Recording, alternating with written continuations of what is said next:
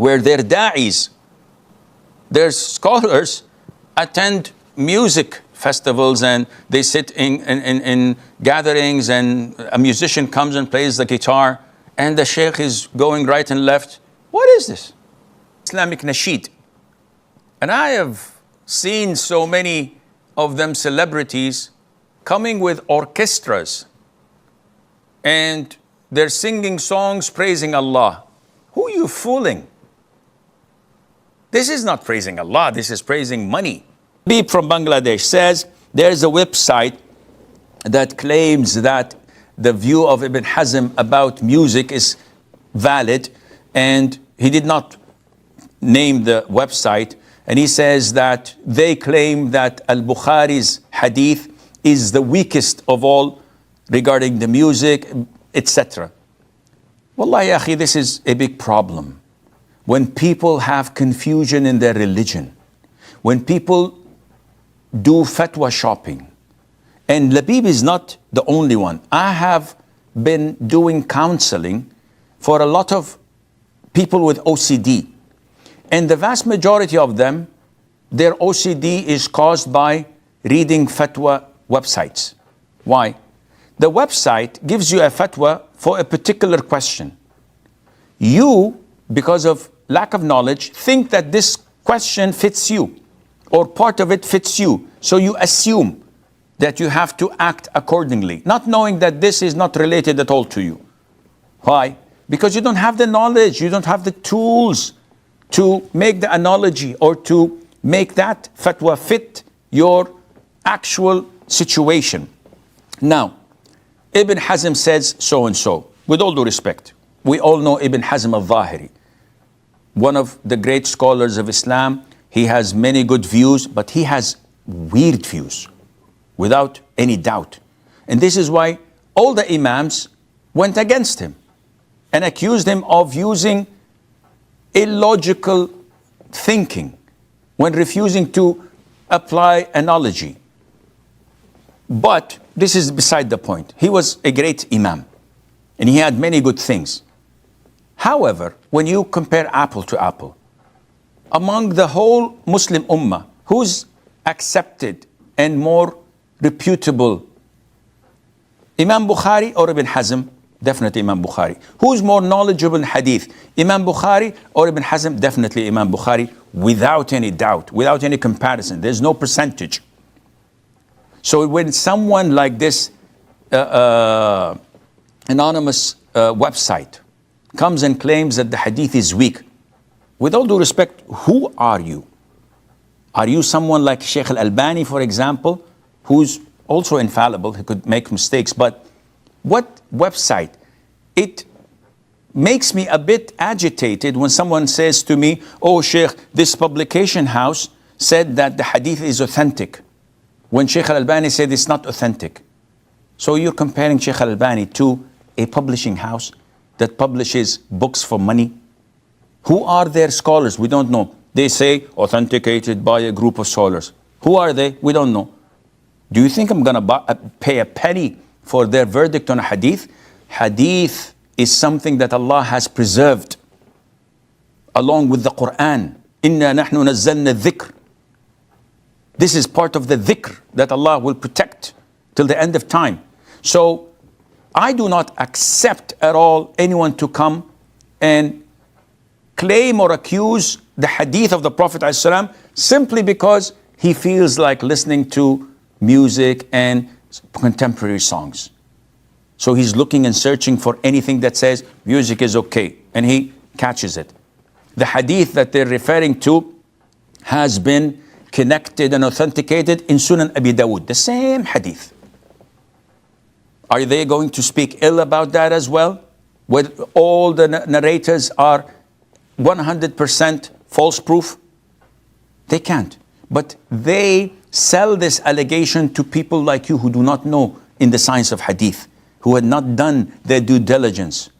Unfortunately, who have something deep down in their heart that yearns for listening to music and are looking for anything that says music is good.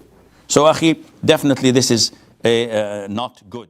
Yeah, I just wanted to ask, Why do so many people like to insist that music is not haram when there is a hadith that states that instruments are haram? Because music is beautiful. Music is fun. Music fills you with happiness and it changes your mood.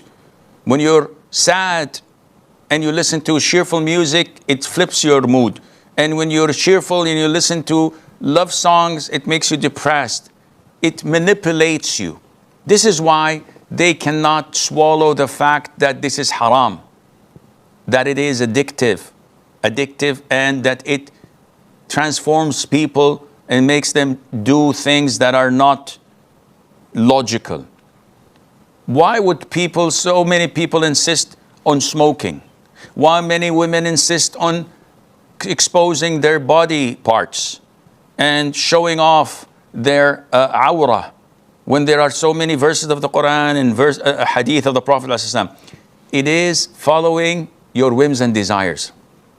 Each one of us has his own demons, and that is the demons, control us and maneuver us. And those who say that music is not haram, they're not known to be people of knowledge. And those who are known to be people of knowledge are definitely followers of Satan. I've been to countries in Southeast Asia where their da'is, their scholars, attend music festivals and they sit in gatherings, and a musician comes and plays the guitar and the sheikh is going right and left. What is this? And they say that, well, there's nothing to support that music's haram. Subhanallah, no Quran verses, no authentic hadith in Sahih al-Bukhari and Sunnah Abu Dawood and elsewhere, no agreement and consensus of the four schools of thought is fine with them. Yeah, because I've read a scholar of XYZ in Tasmania or somewhere, I don't know.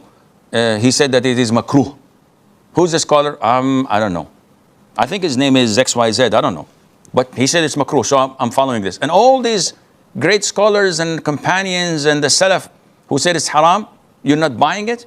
It's following whims and desires. May Allah protect us.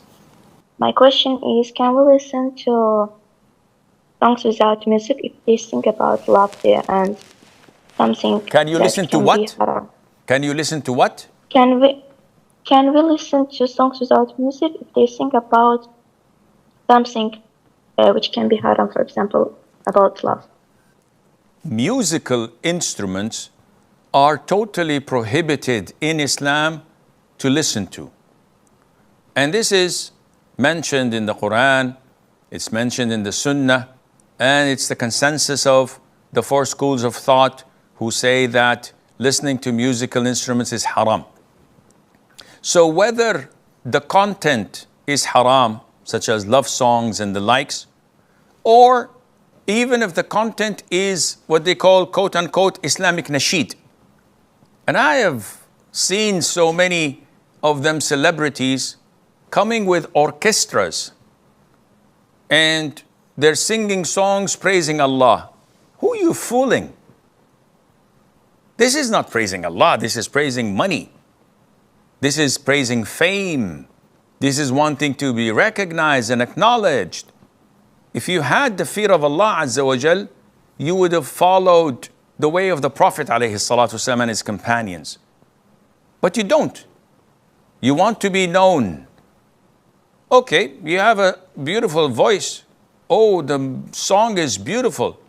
But why have it with musical instruments and another version without? Oh, so I can entertain for the needs of these religious people who don't listen to music. So in this case, you're not doing it for the sake of Allah. And you have to fear Allah Azza wa Jal. And I do feel sorry for these brothers who are famous and they keep on compromising their religion. Some of them had beautiful songs, Islamic songs, no musical instruments. Then they went downhill and they declined in their religious commitment. They went down to the extent that Now they have musical instruments, and the orchestras they're appearing in has women not wearing the veil, and they're sitting there next to them. A'udhu billah. What kind of Islam is this? I don't know. This is not the Islam that I know that Allah has revealed to Prophet Muhammad ﷺ and was practiced by the companions. So any type of musical instruments is not permissible in such songs, whether the content is praising Allah or praising Satan. It's all the like and the same, and Allah knows best. May Allah protect us all.